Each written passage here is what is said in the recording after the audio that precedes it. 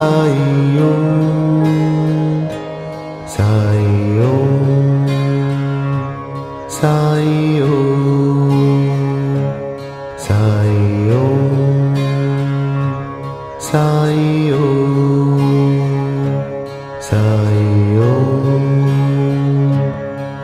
ஓம் சாய்ராம். அனைத்து சாய் பக்தர்களுக்கும் வணக்கம். சாய்ராம், சாய் சீனு. சாய்ராம், இன்றைய தினம் இந்த வீடியோ பதிவில் நம்ம சத்குரு ஷிரடி சாய் அப்பாவுடைய அருளும் ஆசியம் பெற்ற 4 மிக சிறப்பான முக்கிய பக்தர்களை பற்றி நம்ம பார்க்க போகிறோம். சாய்ராம், சாய்ராம், சத்குரு ஷிரடி சாய்பாபா வாழ்ந்த அந்த பொன்னான காலகட்டத்தில் ஷிரடியில் 60 ஆண்டுகள் பாபா தோரகமாய் எனப்படும் மசூதியில் வாழ்ந்தார். பாபாவை தேடி எண்ணற்ற சாய் பக்தர்கள் பாபாவிடம் வந்திருப்பாங்க. பாபாவுடைய கடைக்கண் பார்வை பட்டதும் அந்த பக்தருடைய நோய் நொடிகள் எல்லாமே தீர்ந்திருக்கும். அதே போல் பாபாவுடைய உபதேசத்தாலும் சில பிரச்சனைகள் பாபா தீர்த்து வச்சிருப்பார். அதே போல் பாபாவுடைய தூய சஞ்சீவி துணியிலிருந்து வர சாம்பலை பாபா உதிய தன்னுடைய கரத்தால் கொடுக்கும் பொழுதும் அந்த பக்தர்கள் நெத்தியில் பூசி விடும் பொழுதும் அந்த பக்தர்களுடைய எல்லாவித தீய கட்டுகள் எல்லாமே அழியப்படுது. சாய்ராம், பாபா அப்படிப்பட்ட அற்புதங்களை சுமார் 60 ஆண்டு ஷிரடியில் கொடுத்தாரு. இந்த 60 ஆண்டில் எண்ணற்ற பக்தர்கள் பாபாவை போய் தரிசனம் பண்ணிட்டு வந்திருக்காங்க. நம்ம ஒவ்வொரு பக்தர்களாக பார்த்துட்டு வீடியோ பதிவு பண்ணிகிட்ருக்கோம். இப்போ பார்த்திங்கன்னா 4 சிறப்பான ஒரு பக்தர்களை பற்றி நம்ம இந்த வீடியோ பதிவில் பார்க்க போகிறோம். சாய்ராம், என்ன இந்த 4 பேர் சிறப்பு அப்படின்னு நீங்கள் கேட்கலாம். நம்ம எல்லாமே ஸ்ரீ சாய் சச்சரதில் படிச்சிருக்கோம்.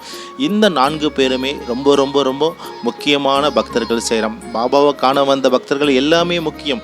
ஆனால் இந்த 4 பேருமே ரொம்ப முக்கியமான பக்தர்கள். இப்போ நம்ம இந்த வீடியோ பதிவுக்குள்ளே போகலாம். சாய்ராம், சாய்ராம், பாபாவுடைய கூட்டுறவு பெற்ற முதல் நம்ம தாயை பற்றி வணங்குவோம். பைசாபாய் அம்மாவை பற்றி நம்ம பேசலாம். சாய்ராம், சாய்ராம், பாபா முதல் ஷிரடி விஜயமாக தன்னுடைய 16 வயதில் பாபா வந்திருப்பார்.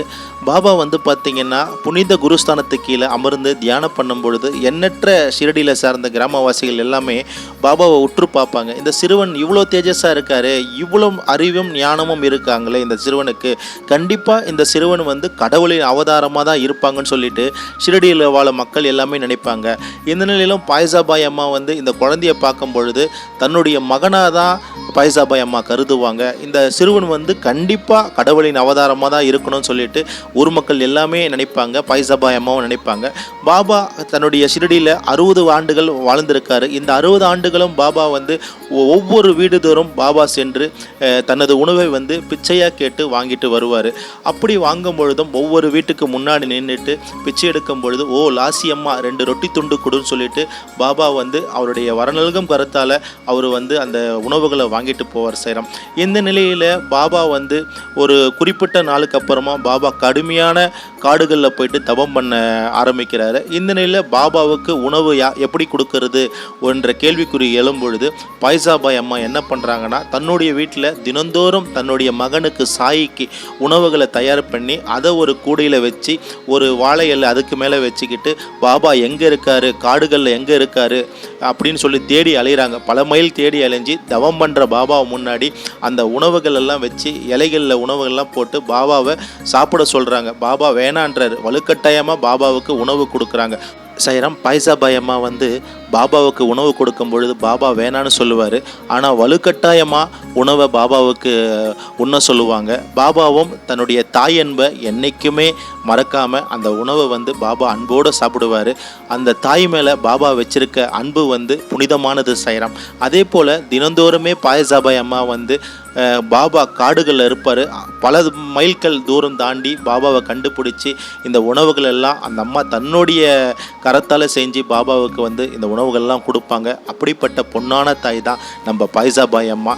பைசாபாய் அம்மா செஞ்ச அந்த பொன்னான சேவையை பாபா இறுதி மூச்சு இருக்க வரையும் அதை மறக்கவே இல்லை. சாய்ராம், அதே போல் அடுத்து பார்த்திங்கன்னா தாத்தியா கோதே பாட்டில். தாத்தியா கோதே பட்டேல் வந்து பைசாபாய் அம்மாவுடைய மகன். சாய்ராம், இவருக்கும் பாபாவுக்கும் இருக்க ருணாலம் வந்து ரொம்ப ரொம்ப பெரிய பந்தம். ஏன்னா தாத்தியா வந்து பாபாவை அன்போடு மாமா அப்படின்னு தான் சைராம் கூப்பிடுவார். தாத்தியா வந்து பாபாவுடைய பார்வையிலே தான் வளர்ந்துட்டு வராரு. அதே போல் பார்த்திங்கன்னா பாபா கூட கூட்டுறவை பெற்ற, அதாவது மசூதியில் வந்து இரவு படுத்து உறங்கும் பாக்கியம் வந்து தாத்தியாவுக்கும் கிடைச்சிருக்கு, பகத் மகள்சாபதிக்கும் கிடைச்சிருக்கு. நீண்ட ஆண்டுகள் பாபாவு கூட வந்து மசூதியில் இரவு நேரத்தில் தாத்தியா வந்து படுத்திருப்பார். நிறைய விஷயங்கள் பாபா மூலியம் தாத்தியா வந்து தெரிஞ்சிருப்பார். அதே போல் தாத்தியாவுக்கும் பாபாவுக்கும் இருக்க ரொம்ப ரொம்ப பெரிய ருணால பந்தம் என்னன்னு பார்த்தீங்கன்னா, நீங்கள் ஸ்ரீ சாய் சச்சரிதத்தில் பாபா மகா சமாதி அடைகிற தொடர்ச்சியை நம்ம கரெக்டாக கவனிச்சோன்னா, அதில் ராமச்சந்திரா தாதா பட்டேல் வந்து உடல்நலம் சரியில்லாமல் இருப்பார். அதாவது 1916 வருடம் உடல்நலம் சரியில்லாமல் இருப்பார். அப்போ பாபாண்ட வேண்டுவார். பாபா அவருடைய தலைக்கு முன்னாடி வந்து நின்று சொல்லுவார், நீ கவலைப்படாத, உன்னுடைய மரண ஓலை வந்து வாபஸ் ஆயிடுச்சு, அதனால் நீ எதை பற்றி கவலைப்பட வேண்டாம். ஆனால் சக வருடம் 1918 அக்டோபர் 15ஆம் நாள் விஜயதசமி அன்று தாத்தியா வந்து மரணம் அடைவான். இதை வந்து அவனோட சொல்லாத, அவன் பயப்படுவான் அப்படின்னு சொல்லிட்டு பாபா ராமச்சந்திரா தாதா பட்டேல் சொல்லிட்டு போவார். காலங்களும் வெகுவாக சிறப்பாக கடந்து போய்கிட்டே இருக்கும். பாபா சொன்ன அந்த 1918 அக்டோபர் மாதம் 15ஆம் தேதி விஜயதசமியும் மறந்துடும். இந்த நேரத்தில் தாத்தியாவுக்கு ரொம்ப உடம்பு முடியாமல் போயிடும், பாபாவுக்கும் முடியாமல் ரொம்ப கஷ்டப்பட்டுட்டு இருப்பாங்க. இந்த நேரத்தில் தாத்தியா இறந்துருவாங்கன்னு சொல்லிட்டு எல்லாருமே இருப்பாங்க. சைராம் இந்த நிலையில் சத்குரு ஷிரடி சாயப்பா வந்து தன்னுடைய உடலை வந்து நிறுத்திடுவார். பாபா மகா சமாதி அடைஞ்சிடுவார். தாத்தியா வந்து உயிர் பழிச்சிப்பார். சைராம் தன்னுடைய பக்தன் தாத்தியாக்காக தன்னுடைய உயிரையே தியாகம் பண்ணிட்டு போனவர் தான் நம்ம சத்குரு ஷிரடி சாய்பாபா. இப்போ புரிதா சைராம் பாபாவுக்கும் தாத்தியாவுக்கும் உள்ள ருணால பந்தம் என்னன்னு? அவங்களுடைய ருணால பந்தம் வந்து சொல்ல முடியாத, ஆழங்காண முடியாத ஒரு அற்புதமான ருணால பந்தம். தன்னுடைய பக்தன் தாத்தியாக்காக தன்னுடைய உயிரையே பாபா தியாகம் பண்ணியிருக்காரு. அப்படிப்பட்ட சத்குரு தான் நம்ம ஷிரடி சாய்பாபா. ஷிரடிக்கு போகிற ஒவ்வொரு பக்தர்களுமே தவறாமல் லெண்டி தோட்டத்துக்கிட்ட, அதாவது ஆஜி அப்துல் பாபா சமாதி கிட்டே தான் தாத்தியாவுடைய சமாதி இருக்குது, அங்கே போய்ட்டு தாத்தியாவை வணங்குங்க சைராம். சைராம் அடுத்தது வந்து பகத் மகள்சாபதி. இவர் பாபாவுடைய ரொம்ப ரொம்ப முக்கியமான ஒரு பக்தர். இவர் வந்து கண்டோபா கோயிலுடைய பூச்சாரி. கண்டோபா கோயில் வந்து ஷிரடியோடைய எல்லை கோயில். ஷிரடியில் நம்ம இருக்கணும்னா கண்டோபா தெய்வத்தோடைய அருளும் ஆசியம் நம்ம எல்லோருக்குமே தேவை. ஷிரடிக்கு போகிற ஒவ்வொரு பக்தர்களுமே தவறாமல் கண்டோபா தெய்வத்தை போய் வணங்குங்க சைராம். ஏன்னா எல்லா தெய்வம் பாபா வந்த இடம், முதல் பாபா ஷிரடிக்கு வந்த இடம் கண்டோபா தெய்வம் தான். சைராம் பாபா வந்து தன்னுடைய 2வது விஜயம் ஷிரடிக்கு வரும்பொழுது அவுரங்காபாத்தில் இருந்து, அதாவது அவுரங்காபாத் தூப்கெடாவில் இருந்து சாந்து பட்டேல் கல்யாண கோஷ்டுடன் பாபா ஷிரடிக்கு 2வது விஜயம் வருவார். அப்போ பாபா 2வது விஜயம் வரும்பொழுது கண்டோபா கோயில்கிட்ட தான் வந்து இறங்குறாரு. அங்கே இருக்க ஆலமரத்துக்கிட்ட தான் பாபாவுடைய அந்த மாட்டு வண்டியிலிருந்து ஒவ்வொரு பக்தர்களாக இறங்கும் பொழுது கண்டோபாவுடைய கோயில் பூச்சாரி பகத் மகள்சாபதி எல்லாரையும் பார்ப்பாரு. அப்போ பாபா கீழே இறங்கும் பொழுது பாபாவை பார்த்த உடனே யா சாயே நீ வர வேண்டும் சொல்லிட்டு பாபாவை ஷிரடிக்குள்ளே வெல்கம் பண்ணி உள்ளே அனுமதிக்கிறாரு. பாபாவும் கண்டோபாவில் தான் தங்கணும் ஆசைப்படுறாரு. ஆனால் காஷிராம் ஷிம்பி மகசல்பதி இவங்க எல்லாமே பாபாவை தோரகம்மாயில், அதாவது மசூதியில் வந்து தங்க வைக்கிறாங்க. சைராம் ஒரு முறை பௌர்ணமி தினம் சைராம் அன்னைக்கு பாபா வந்து கடுமையான ஆஸ்மா ப்ராப்ளத்தில் பாபா இருப்பார். அப்போது பாபா வந்து பகத் மகள்சாபதியிடம் ஒரு வார்த்தை சொல்லுவார், பகத் இங்கே வாங்க அப்படின்னுவார். அப்போ பகத் போவார். அப்போ பாபா சொல்லுவார், என்னுடைய ஆத்மாவை வந்து நான் மேலே இழுக்க போகிறேன், நான் வந்து ஒரு 3 நாளுக்குள்ளே திரும்பிட்டேன்னா எல்லாமே சரியாயிடும், இல்லை நான் திரும்பலன்னு சொன்னேன்னா இந்த இடத்துல என்னை வந்து சமாதி நிலைக்கு கொண்டு வந்து மேலே வந்து 2 கொடியை நட்டிட்டு பகத் சொல்லிவிட்டு பாபா என்ன பண்ணுவார், சரியாக ஒரு 10 மணி அளவில் இரவில் வந்து பாபா வந்து சாஞ்சிருவார். பகத் மகள்சாபதி என்ன பண்ணுவாருன்னா தன்னுடைய மடியில் வந்து பாபாவுடைய தலையை வச்சுட்டு 3 நாட்களும் கடுமையாக காத்துட்ருப்பார். இப்படி 1 நாள் 2 நாள் போய்கிட்டே இருக்கும். பக்தர்களுக்கு நிறைய பேர் தெரிய வரும் பாபா வந்து சமாதி அடைஞ்சிட்டாருன்னு. பாபாவுடைய நல்லடக்கம் பண்ணலான்னு சொல்லிட்டு நிறைய பேர் குழும்பி இருப்பாங்க. ஆனால் பகத் மகள்சாபதி மட்டும் உறுதியாக சொல்லுவார், சாய் வந்து 3வது நாள் கண்டிப்பாக வரேன்னு சொல்லியிருக்காரு, அதனால் எந்த வித சடங்கும் பண்ண தேவையில்ல, கண்டிப்பாக பாபா மீண்டும் வருவார்னு சொல்லிட்டு உறுதியான நம்பிக்கை பகத் மகள்சாபதி கொடுப்பாரு. அதே போல் 3வது நாள் பாபா உயிர் தெளிந்து வருவார். பாபாவுடைய அந்த பொன்னான சூத உடலை தன்னுடைய மடி மேலே 3 நாள் பொறுமை காத்து நம்பிக்கை கொடுத்து பாபாவை மீட்டு கொடுத்துருக்காருன்னா பகத் மகள்சாபதி அவருடைய புண்ணிய ஆத்மா வந்து நம்ம எல்லோரும் வணங்கணும் சைராம். ஷிரடிக்கு போனீங்கன்னா கண்டிப்பாக பகத் மகள்சாபதி வீட்டுக்கு போயிட்டு பகத் மகள்சாபதியை வணங்குங்க சைராம். சைராம் அடுத்து வந்து மாதராவ் தேஷ்பண்டேல் எனப்படும் ஷேமா. சிவனுக்கு எப்படி நந்தி ஒரு மிகப்பெரிய உதவியாளரோ சேவகரோ அதே போல் பாபாவுக்கு ஷேமா. ஷேமாவுடைய கூட்டுறவு, பாபாவுக்கும் ஷேமாவுக்கும் உள்ள கூட்டுறவு பார்த்திங்கன்னா ஒரு ஜென்மம் 2 ஜென்மம் கிடையாது. கடந்த 72 ஜென்மமாக பாபா கூட ஷேமா இருக்காருன்னு சொல்லிட்டு பாபா வந்து தெள்ள தெளிவாக நம்மளுக்கு சாய் சச்சரிதம் மூலியம் நமக்கு சொல்கிறாரு. அதே போல் பார்த்திங்கன்னா நம்மளுடைய ஸ்ரீ சாய் சச்சரிதத்தை திரு ஏமத் பந்த் ஐயா வந்து எழுத ஆரம்பிக்கும் பொழுது பாபாண்ட அனுமதி கேட்க அவர் தயங்குவார். ஆனால் ஷேமா மூலியம் திரு ஏமத் பந்த் வந்து பாபாவுடைய சச்சரிதம் எழுத வந்து அனுமதி வாங்கி கொடுத்துருப்பாரு ஷேமா.